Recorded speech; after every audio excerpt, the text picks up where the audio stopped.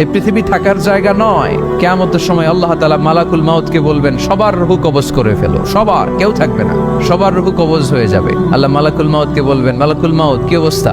বলবে সব শেষ।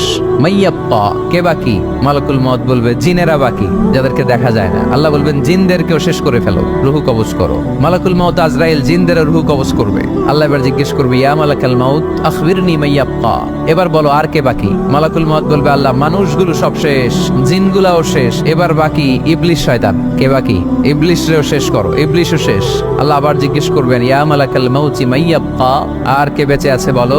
মালাকুল মাউত বলবে, আল্লাহ আপনার কথা অনুযায়ী পৃথিবীর সব মানুষের রূহ কবজ করলাম, সব জিনদের রূহ কবজ করলাম, ইবলিসের রূহ কবজ করলাম, এখন আছে শুধু ফেরেশতা।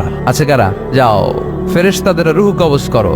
ফেরেশতাদের রূহ কবজ হয়ে যাবে। এবার আল্লাহ জিজ্ঞেস করবেন, ইয়া মালাকাল মাউত আখবিরনি মাইয়াব্বা। মালাকুল মাউত বলবে, আল্লাহ আপনার কথা মতো ধরে ধরে সব শেষ, ফেরেশতাও শেষ, 4 জন ছাড়া। কয়জন ছাড়া? জোরে বলেন, কয়জন ছাড়া?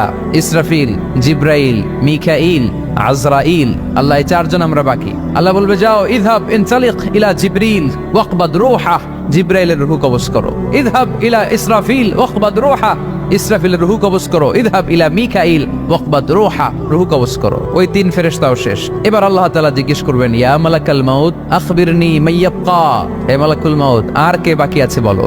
মালাকুল মাউত বলবে, আল্লাহ আপনার কথা মতো মানুষগুলো শেষ, জিনগুলো শেষ, ইবলিস শেষ, আমার বাকি 3 ভাই ইসরাফিল, মিকাইল, জিব্রাইলও শেষ, শুধু আমি।